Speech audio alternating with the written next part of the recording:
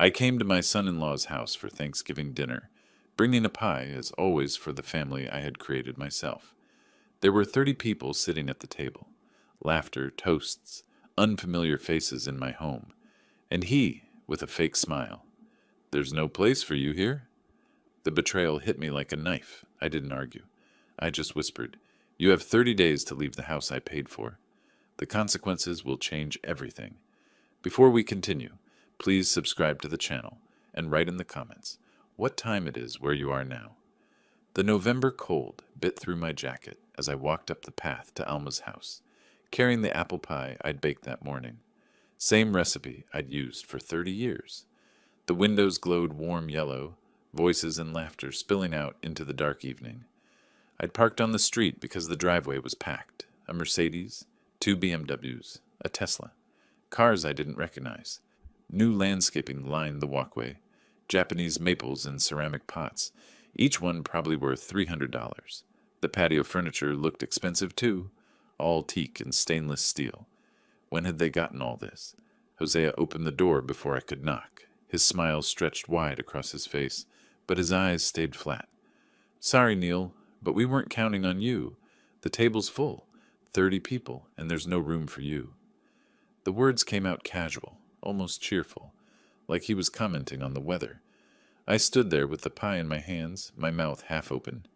Through the doorway I could see the dining room crammed with strangers, men in polo shirts and khakis, women with wine glasses laughing, nobody I knew. Alma appeared behind her husband. She looked past my shoulder, wouldn't meet my eyes. An empty chair sat against the far wall, right there in plain sight. I could have said something, could have pointed it out. Instead, I set the pie down on the entry table, careful not to let it tip. The ceramic dish made a soft click against the wood. I turned around, walked back down the path. The door closed behind me. No call to wait, no apology, just the clean click of the lock, and then the party sounds continued, like I'd never been there at all. My truck felt like ice when I climbed in. I gripped the steering wheel until my knuckles went white, forcing myself to breathe slow and steady, in through the nose, out through the mouth. Techniques I'd learned managing fire emergencies for 35 years. The drive home took 20 minutes. Every red light felt like an hour, 5 years ago. That's when it hit me, sitting at that first stoplight. 5 years ago, I'd sat at Alma's kitchen table, their old apartment's kitchen table, and written the check, $120,000, for the down payment on this house. Hosea had looked me right in the eye. "This means everything to us, Neil. This house, this neighborhood, it's our dream. We'll pay you back when we can, but honestly, you're giving us our future." Alma had hugged me so tight I could barely breathe. "You're the best dad in the world. I don't know how we'd do this without you. This house is going to be where our kids grow up, where you'll have Thanksgiving dinners with us forever." Forever lasted 5 years. I pulled into my driveway. The house was dark. I left it that way, walking through rooms lit only by streetlights coming through the windows. My coat stayed on. I dropped into my recliner and stared at the framed photo on the side table. Alma at 7 years old, gap-toothed, holding up a fish we'd caught together. That little girl was gone. Had been for a while, probably. I'd just been too stupid to see it. After an hour, maybe 2, I stood up. My legs were stiff. I walked to my office and opened the safe with steady hands. The loan documents sat right where I'd filed them 5 years ago. I pulled them out and spread them across my desk. The overhead light was harsh, made everything look clinical, made everything look clear. I read every word, read them twice. By the third time, I wasn't angry anymore. Anger burns hot and dies fast. What I felt now was colder, sharper. I'd spent 3 decades running into burning buildings. I knew how to stay calm when everything around you was chaos. I knew how to make a plan, how to execute it. This was just another emergency, different kind of fire, but fire all the same. I sat down at my desk and pulled out a notepad, started writing. Not everything, just the facts, dates, amounts, conversations I could remember, word for word. At the top of the page I wrote, November 28th, 2024, the night I stopped being a fool. My phone sat silent on the desk. I knew it would stay that way. Alma wouldn't call, wouldn't text. She'd made her choice when she stood behind her husband and looked away. Outside, the rain started. Soft at first, then harder. The kind of Portland rain that lasts for days. I kept writing until my hand cramped, until the notepad filled with 2 pages of careful notes. Then I put everything back in the safe except one document, the loan agreement from 2019. That one I left on my desk where I'd see it first thing in the morning. I finally went to bed around 3. Didn't sleep much. Kept seeing that empty chair against the wall. Kept hearing the door close. I woke up in my recliner. Never made it to the bedroom after all. Gray morning light filtered through the windows. The rain had stopped, but the sky hung low and dark. December 1st. My office door stood open. The safe, too. Documents still covered the desk from where I'd left them. My phone sat on the coffee table. Screen black. I picked it up, checked it. Nothing. No missed calls. No text messages. The silence told me everything. I made coffee and carried the mug to my office. Sat down and started reading again. This time, I made notes. Real notes.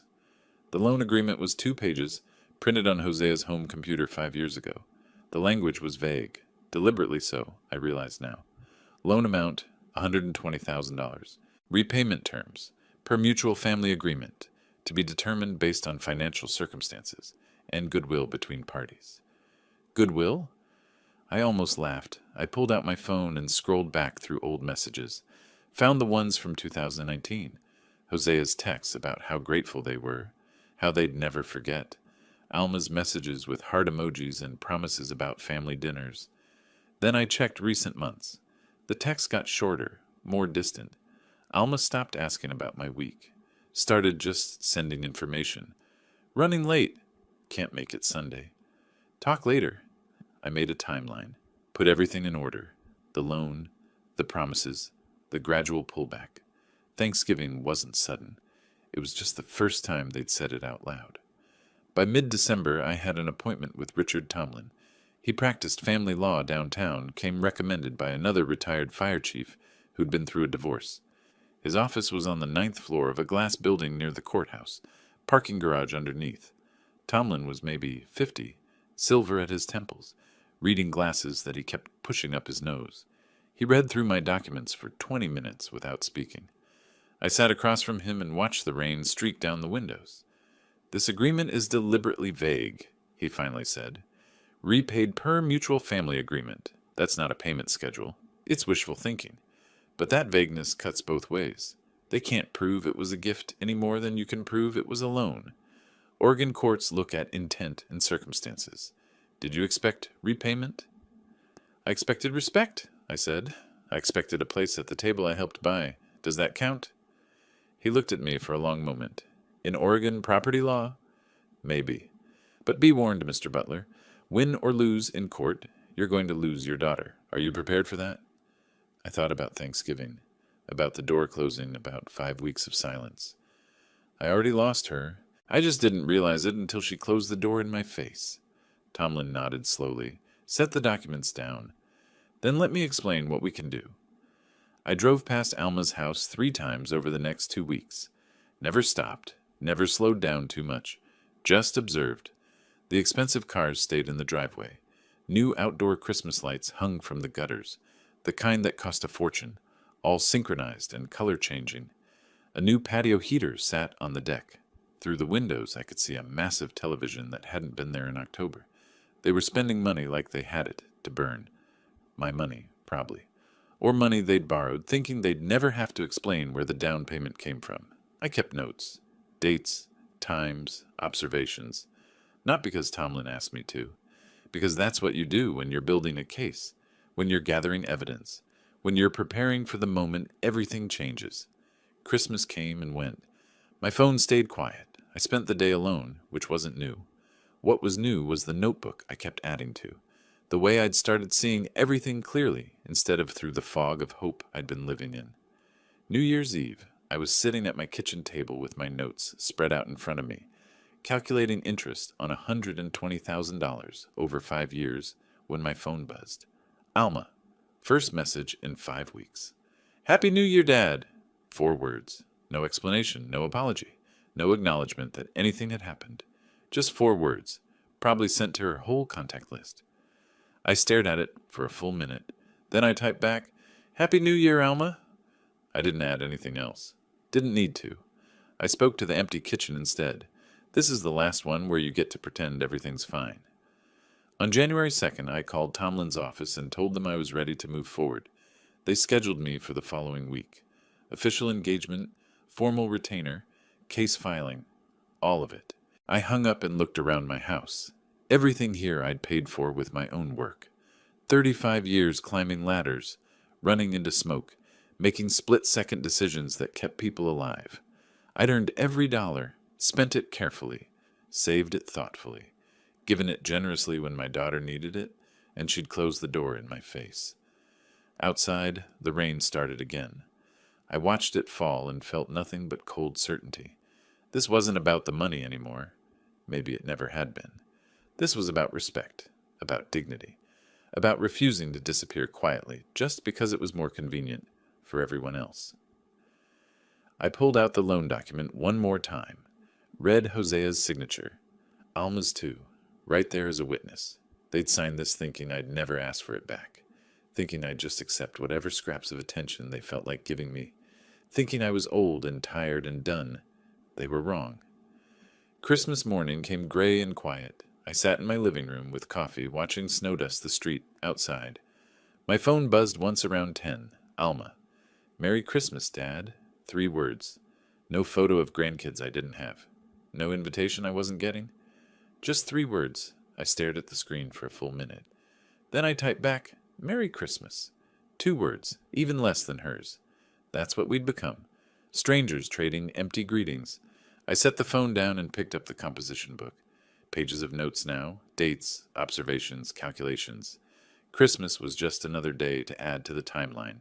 Another day they didn't call, didn't invite me over, didn't acknowledge that anything was wrong. The snow kept falling. I stayed inside. New Year's Day felt the same. Quiet house, no plans.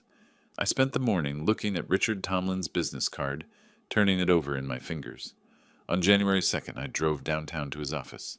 The parking garage was nearly empty, most people still on holiday. The elevator ride to the 9th floor felt longer than I remembered. This time, I wasn't coming for advice. I was coming to hire him. Tomlin had coffee waiting. He pushed the retainer agreement across his desk. I read every word, then signed on the bottom line, and wrote a check for $5,000. The pen felt heavy in my hand, but my signature came out steady.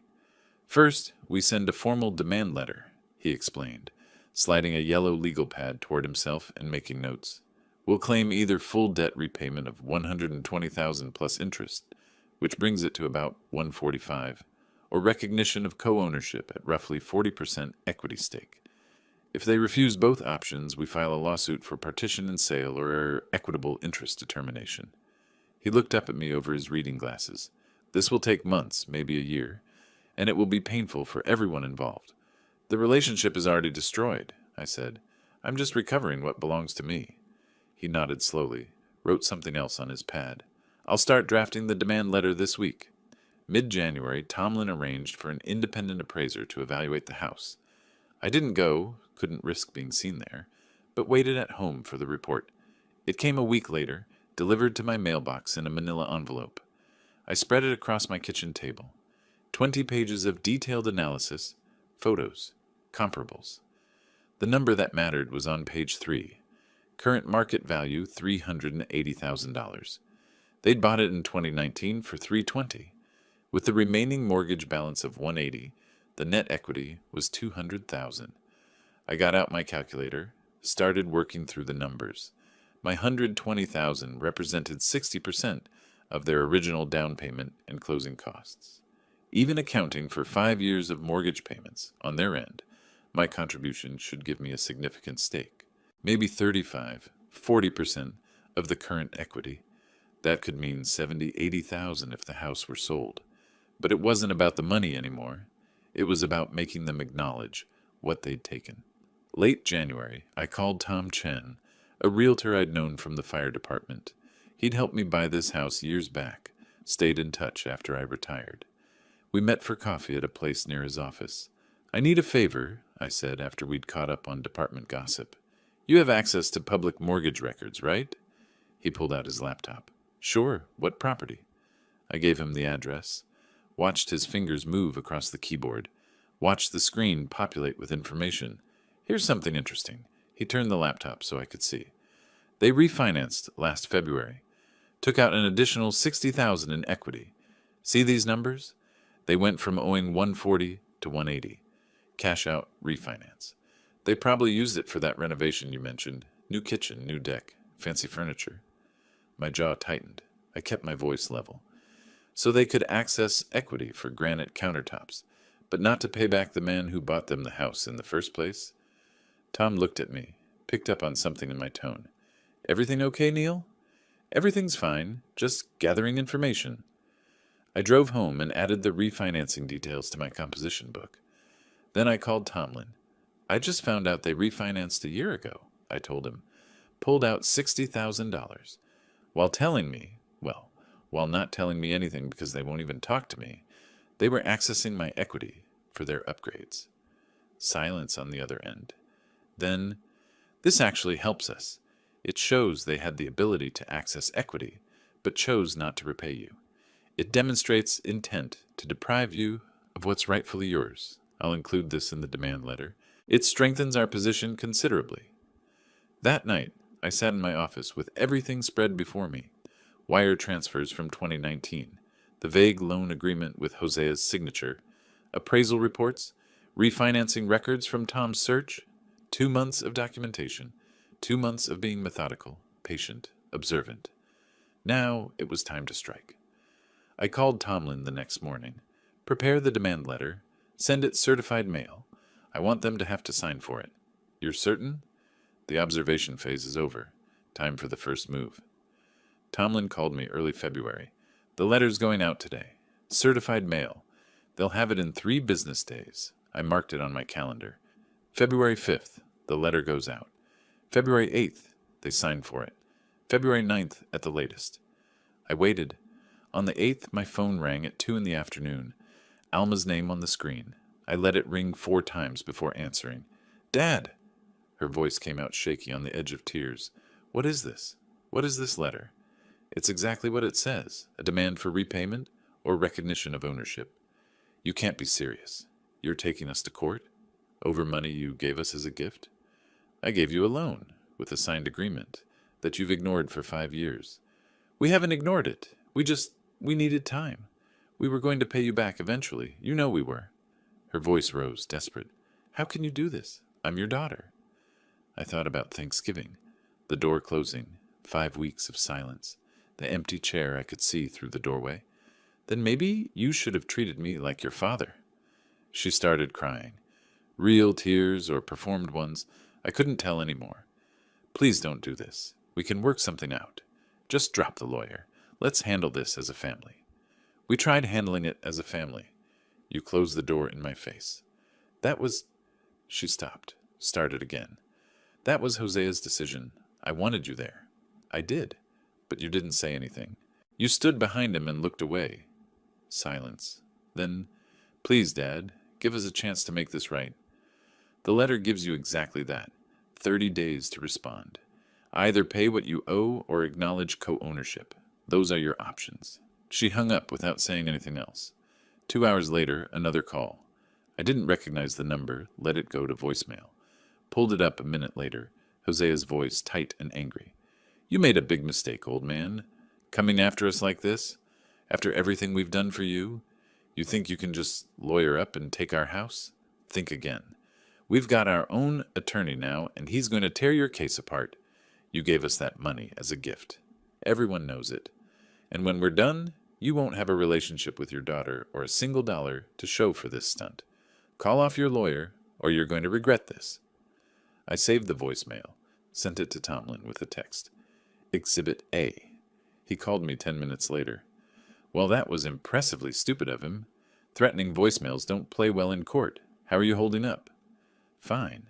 Your daughter called you? Yes. What did she say?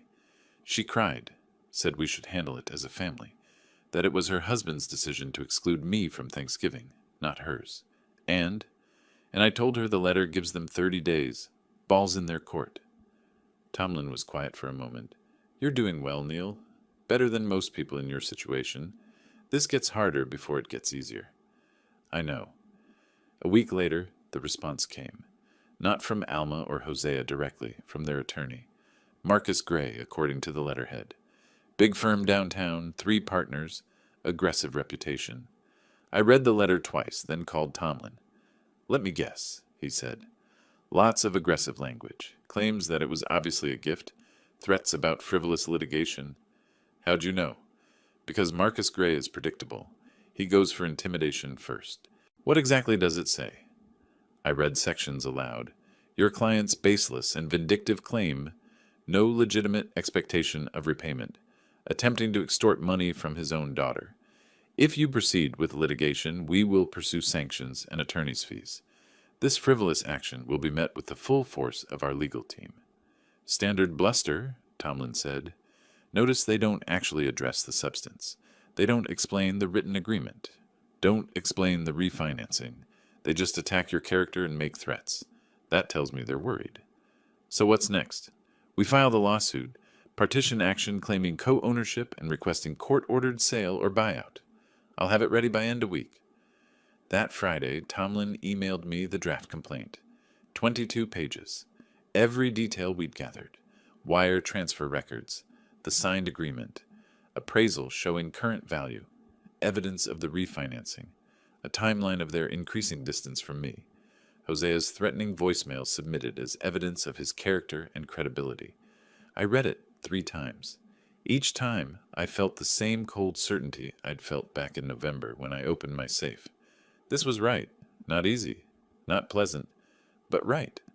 At the bottom of the email, review and approve for Monday filing. I clicked reply. Typed 1 word. Approve. Then I sat back in my chair, looked around my office. The house was quiet.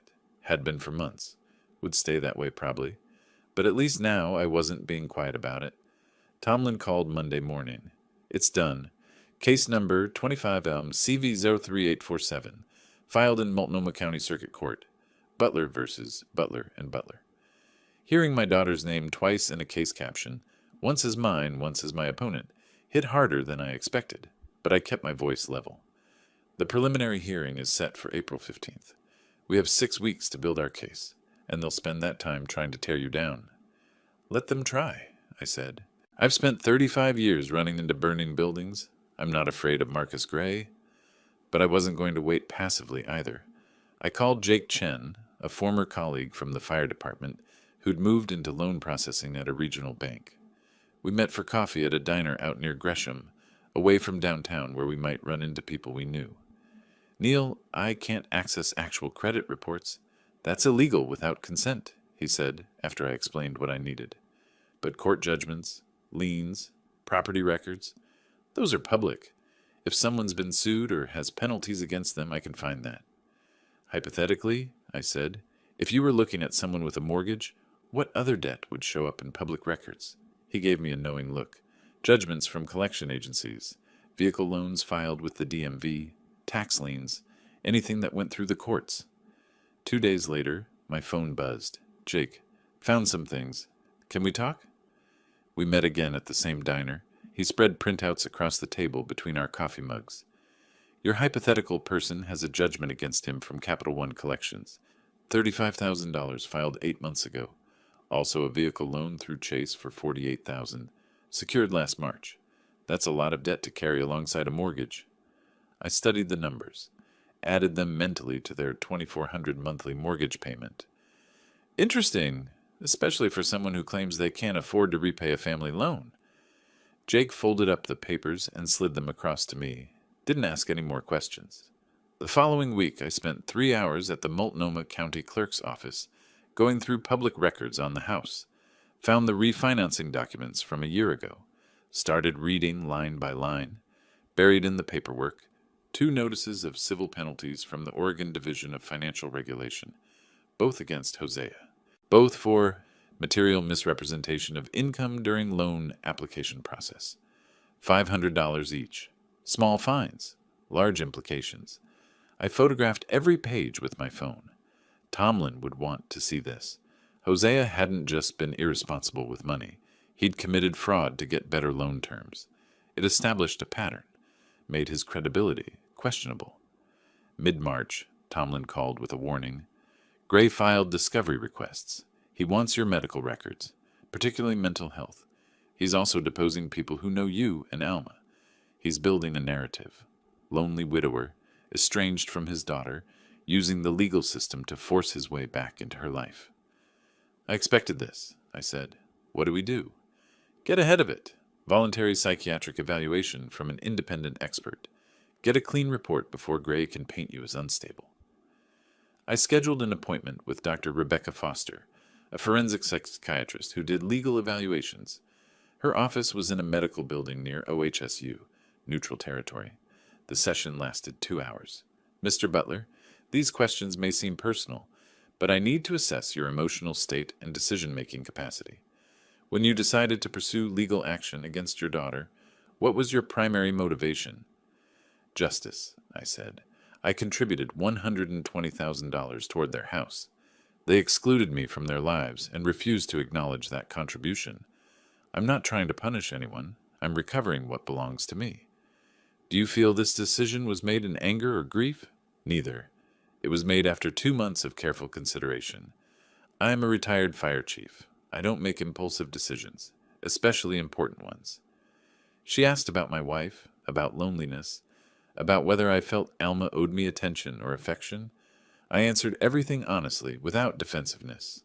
Told her I missed my daughter, but wouldn't accept being discarded after being useful. A week later, the written evaluation arrived. I read it 3 times. Mr. Butler demonstrates full cognitive capacity, logical thought processes, and appropriate emotional regulation. His decision to pursue legal remedies for financial disputes shows rational problem-solving rather than vindictive or impaired judgment. No evidence of depression, anxiety disorders, or cognitive decline. I filed it with my other documents. Late March, I sat at my kitchen table, organizing everything into 3 piles. My evidence, Jake's printouts about the debt, the fraud penalties I'd photographed, Dr. Foster's evaluation, Gray's discovery requests, invasive questions about my wife's death, about whether I felt neglected, about my mental health. Tomlin's preliminary hearing brief, 40 pages arguing for recognition of my equity stake based on the loan agreement and their subsequent actions. I'd spent a month building ammunition while absorbing attacks. 3 weeks until the hearing. I picked up my phone and texted Tomlin a photo of the fraud penalty documents. His response came back immediately. This is excellent. This changes the narrative. See you in court. The morning of April 15th, I put on the suit I'd worn to my retirement ceremony 3 years ago. Dark gray, still fit well. Drove downtown and found parking in the courthouse garage. Went through security, emptied my pockets into the tray, walked through the metal detector. Courtroom 6 was on the 3rd floor. Tomlin waited outside in the hallway, briefcase in hand. Ready? He asked. Yes. We walked in together. Marcus Gray was already there at the defense table with Hosea and Alma. She looked smaller than I remembered, hands folded in her lap. Hosea sat beside her, jaw tight, staring straight ahead. He was wearing an expensive suit I'd never seen before. Probably bought it special for today. I took my seat at the plaintiff's table. Didn't look at them directly. Kept my focus on the judge's empty bench. Judge Hartwell entered at 9 sharp. Woman in her 50s, reading glasses on a chain, reputation for being no nonsense in financial disputes. Everyone stood. She took her seat and gestured for us to do the same. Case 25, CV 03847. Butler versus Butler and Butler. Preliminary hearing on plaintiff's claim of equitable interest in real property. She looked over her glasses at both tables. This is a family matter that's ended up in my courtroom. That's unfortunate, but here we are. Mr. Tomlin, you may proceed. Tomlin stood, laid out the facts crisply. The $120,000 wire transfer in 2019. The signed agreement, vague as it was, acknowledging the money as a loan. 5 years without repayment or communication about repayment. The refinancing that extracted $60,000 in equity while I was being excluded from family events. The fraud penalties that showed a pattern of financial dishonesty. Gray objected 3 times. Irrelevant. Prejudicial? Outside the scope of preliminary determination. Judge Hartwell overruled him each time. I'll decide what's relevant, Mr. Gray. When Tomlin finished, Gray stood up, theatrical gestures, raised voice. Your Honor, this is a vindictive action by an elderly man who feels slighted by his daughter's busy life. The money was clearly a gift. What father charges interest on helping his daughter buy a home? My clients have character statements from neighbors, colleagues, friends who will testify that Mr. Butler has become increasingly isolated and fixated on perceived abandonment. He slid a stack of papers across to the clerk. Character letters, probably. People who didn't know anything about what happened. Tomlin stood again.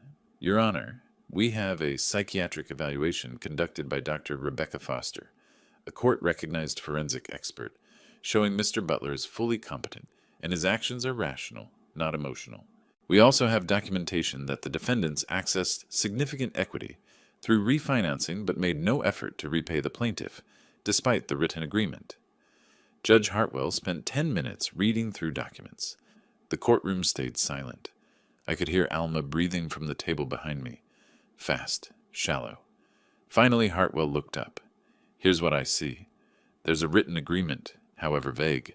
There's a substantial sum of money that changed hands. There's evidence the defendants had means to repay, but chose not to. And there's evidence of prior financial misrepresentation that calls their credibility into question. She looked at Gray. This case has sufficient merit to proceed. I'm ordering mandatory mediation for May 10th.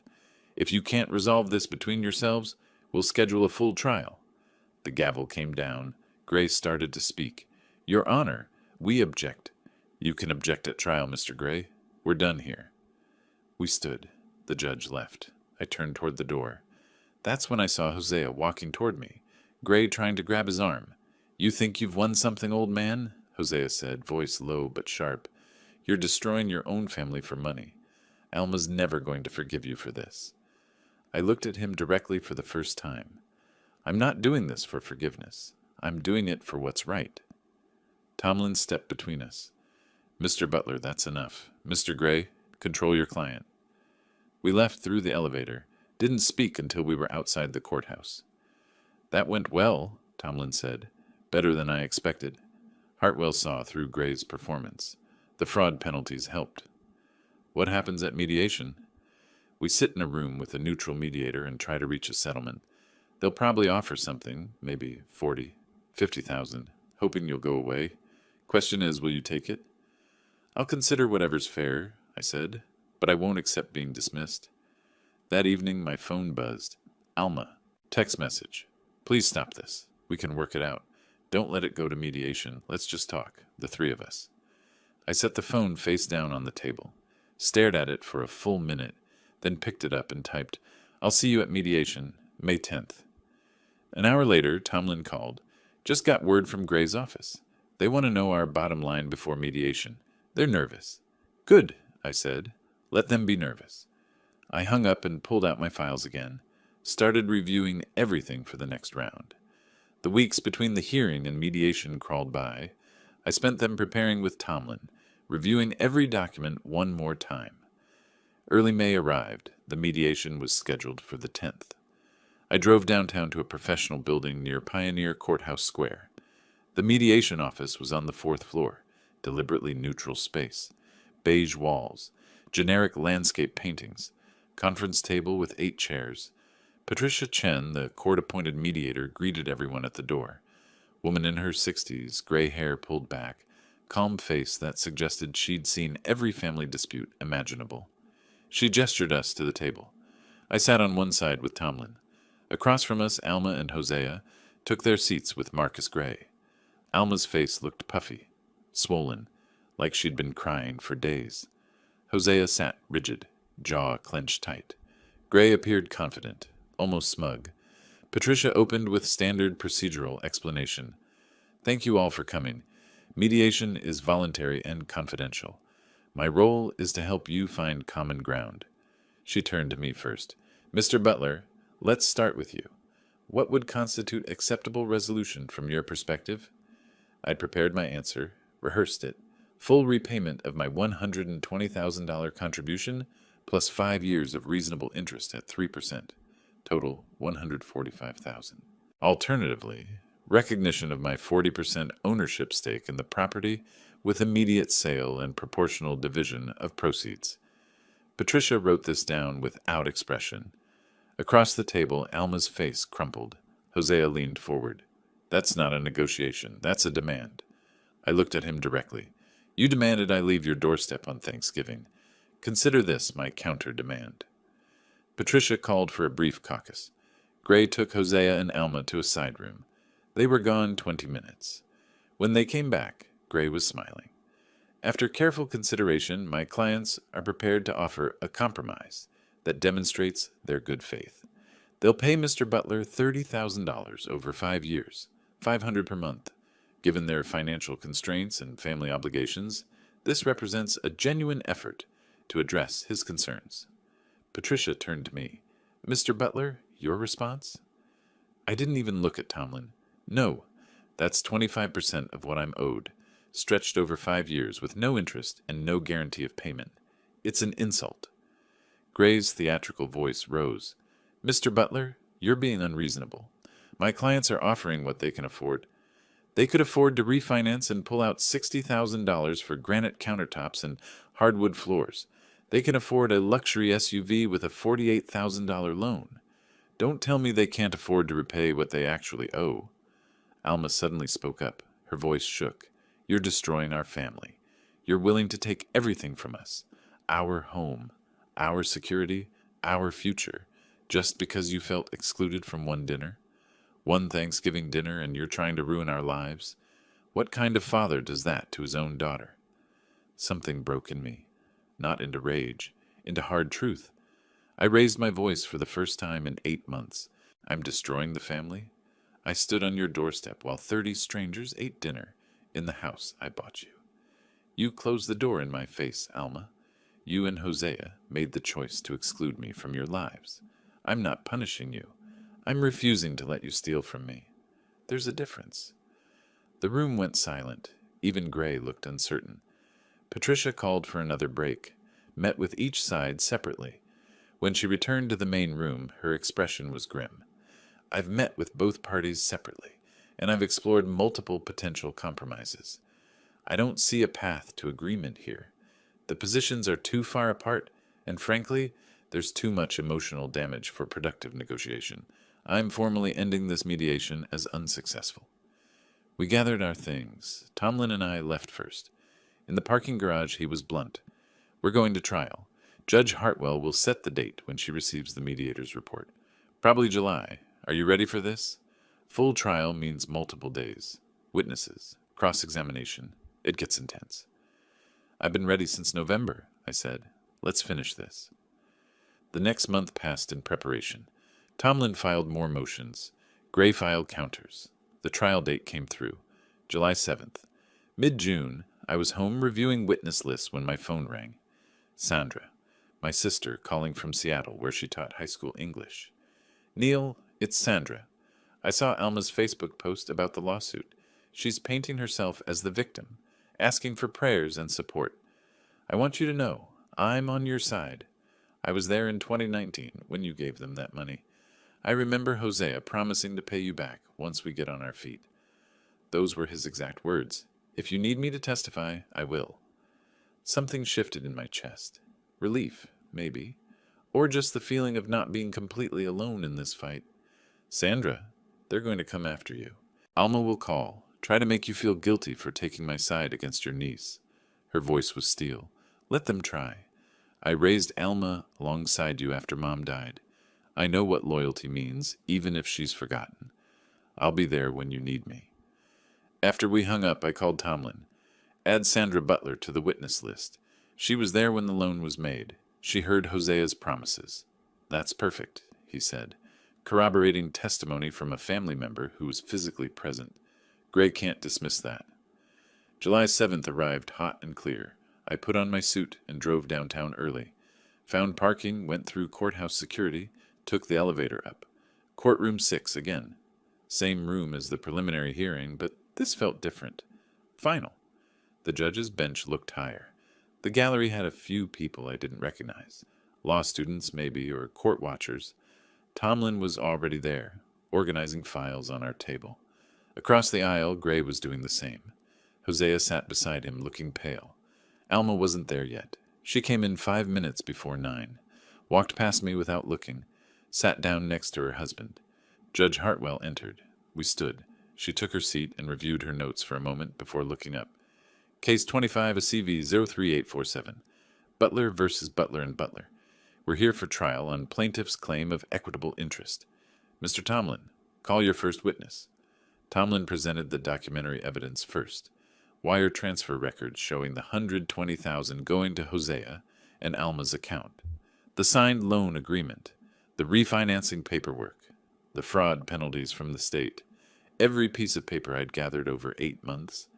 Then he called Sandra. She walked to the witness stand in a navy dress, looking composed, took the oath, sat down.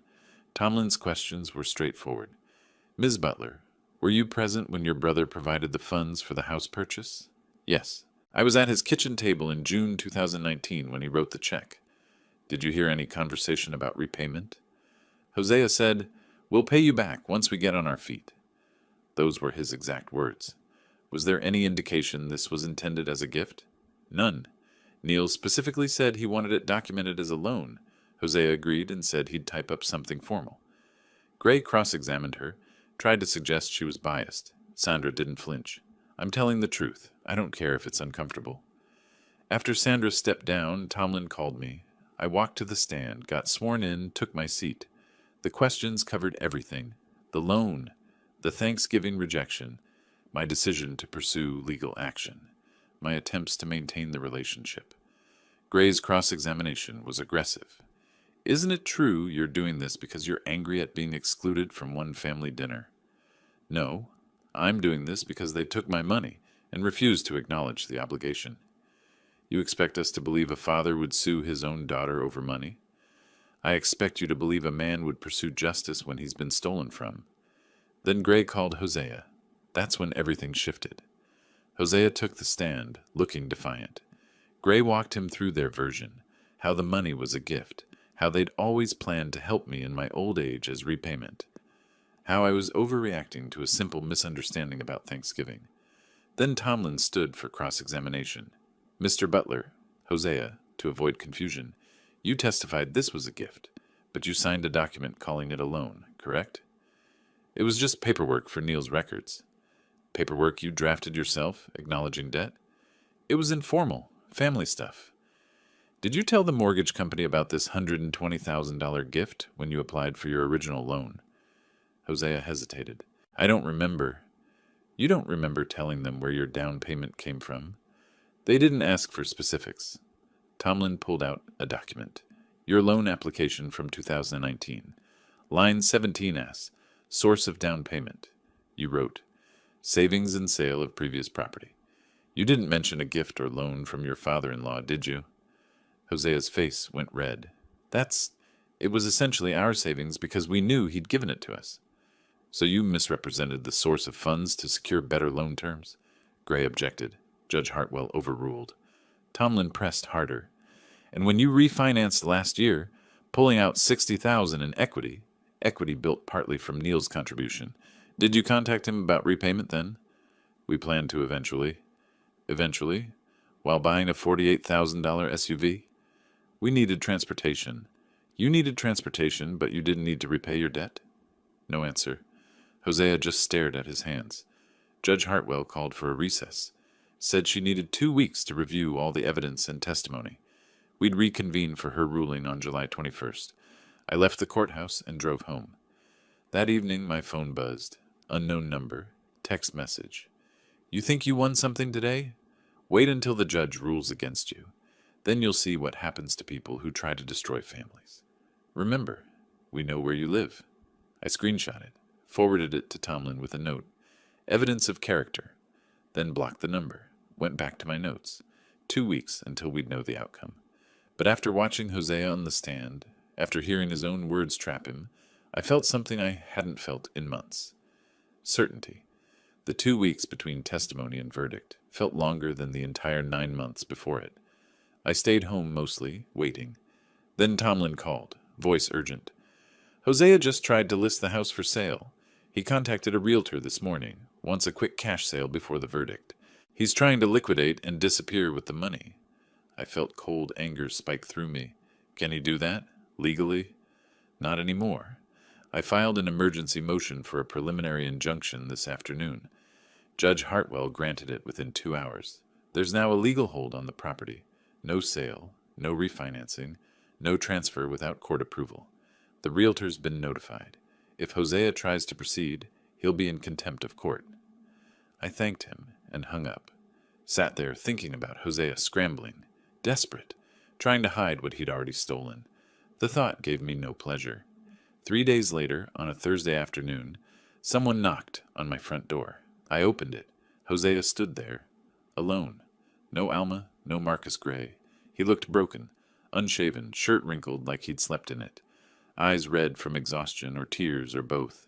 Can I come in? I need to talk to you. Just the two of us, no lawyers, no court. I considered refusing, but curiosity won. I stepped aside, gestured toward the living room.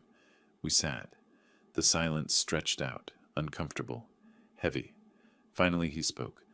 I'll give you $50,000, cash, right now, today. I can have it in your hands by this evening. Just withdraw the lawsuit. We'll sign whatever you want, saying you're released from any claims. We can end this. I studied him. This was what desperation looked like up close. For the first time in 9 months, he was acknowledging I had power, that I was owed something. But the offer was still insulting, still trying to shortchange me. And more than that, looking at this broken man sitting in my living room, I felt nothing. No triumph, no vindication, just emptiness. No. Neil, please, we're family. We can work this out without destroying each other.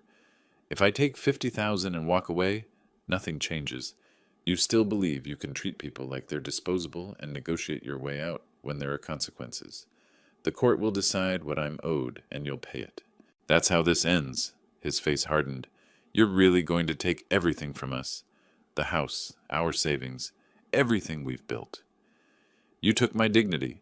You closed a door in my face on Thanksgiving while strangers ate in the house I paid for. This is just making it equal. He stood, walked to my door, turned back. Alma will never forgive you for this. You know that, right? You'll spend the rest of your life alone, knowing you destroyed your relationship with your only daughter over money. I met his eyes. She stopped being my daughter when she let you shut me out of her life. What's left to forgive? He left without another word. That evening, my phone buzzed. Text from Alma. You won, Dad. You took everything from me. My home, my security, my future. I hope you're satisfied.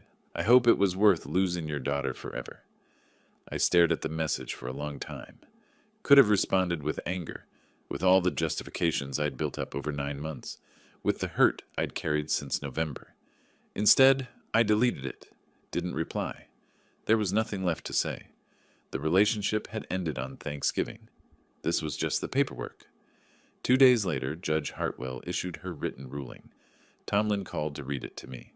You're recognized as owner of 35% of the property's equity. She gave partial credit for their mortgage payments over 5 years, which is why it's not the full 40% you claimed. But here's the important part. She's ordering the house sold at public auction with proceeds divided proportionally after paying off the mortgage. And they have to pay your court costs, $18,000. 35%. What does that mean in actual money? Based on current appraisal of $380,000 minus the mortgage balance of $180,000, that's $200,000 in equity. 35% of that is $70,000, plus your $18,000 in court costs. You're looking at $88,000 total, maybe more depending on sale price. And them? They get the remaining 65% of equity, about $130,000, minus their legal fees and court costs. After they pay off their other debts, they'll have very little left. This is a complete victory, Neil. Hartwell validated your entire claim. That evening I sat alone at my kitchen table. The written judgment lay in front of me. I read through it once, twice, 3 times. Official language, legal citations, the judge's findings that I'd proven my case, that I was right, I'd won. After 9 months of fighting, I'd proven I was right. I'd get my money back. Justice had been served. But sitting there in the quiet, I didn't feel victorious. Just empty. Hollow. I thought about the framed photo in my office. Alma at 7 holding up that fish we'd caught. That girl was gone. The woman who remained had chosen Hosea over me. I picked up the judgment, folded it carefully, filed it in my document folder with all the other papers from this case. Justice had been served. Now I had to figure out how to live with what justice cost. Early August, the house went to auction. Public sale, courthouse steps, standard procedure for court-ordered liquidations. I didn't attend. Tomlin handled everything. Called me that afternoon with the result. Sold for $375,000. Slightly below appraisal, but reasonable for a forced sale. The math worked out to $68,000 for my 35% share, plus $18,000 in court costs. Total, $86,250. They got the rest, about $127,000, before their legal fees and debts ate through most of it. The check arrived 2 weeks later. I deposited it without ceremony, paid Tomlin's final bill. What remained went into my savings account. Money I'd loaned 5 years ago, now returned with interest through the legal system. I should have felt something, relief, vindication, satisfaction. Instead, I felt nothing. One afternoon in late August, I drove past what used to be Alma's house. Curiosity, maybe, or just confirming it was really over. The new owners had already started changes. Different mailbox, fresh paint on the trim. The Japanese maples Hosea bought were gone. I sat in my truck across the street for a few minutes. Tried to remember Thanksgiving, walking up that path with the pie. Felt like years ago instead of 9 months. Then I drove home. The following week an envelope arrived, handwritten address, no return label. I recognized Alma's writing, opened it carefully. A single page, also handwritten. Dad, I don't know if you'll read this. Maybe you'll throw it away without looking, but I need to write it anyway. We're renting a small apartment now in Beaverton, 2 bedrooms. It's what we can afford after paying off the credit cards and the car loan. We have about $20,000 left from the sale. That's what 5 years of marriage and building a life comes down to. Hosea is working 2 jobs. I picked up extra shifts. We're surviving. I'm not writing to make you feel guilty. I made my choices. I stood behind him when I should have stood beside you. I let him close that door. I know that now. I don't expect you to forgive me. I don't know if I forgive you either. Maybe we're both right and both wrong. Maybe that's just how these things work when families break. But I wanted you to know, I remember. I remember you teaching me to ride a bike. I remember the fishing trips. I remember you showing up at every school event, even when Mom couldn't. I remember you being there when it mattered. I forgot that for a while. Let Hosea convince me you were just being difficult, that you didn't understand our lives were busy. I believed him because it was easier than standing up to him. I was wrong. This doesn't fix anything, doesn't change what happened. But I wanted you to know that somewhere in the wreckage, your daughter still exists, even if we never speak again.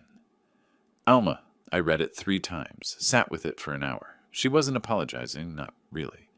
But she was acknowledging, recognizing. Maybe that was as close as we'd ever get to resolution. I folded the letter carefully, put it in the document folder with the judgment and all the other papers. Evidence that something real had existed once, even if it didn't anymore. I didn't write back, didn't call. Maybe someday, maybe not. The door between us had closed. She'd helped shut it, and I'd locked it from the other side. Whether it would ever open again wasn't something I could answer yet. But I kept the letter. That meant something. Late that evening, I sat in my office, pulled out the framed photo of Alma at 7 years old, gap-toothed, and proud with that fish in her hands. I'd kept it facing down since November, unable to look at it. Now I set it upright on my desk again. The girl in that photo was gone. The woman she'd become had hurt me in ways I couldn't forgive yet, but the memory of that girl, of who we'd been together, that was still mine. The case had proven I was owed money and respect. The verdict had given me both. What it couldn't give me back was her. Maybe it never could have.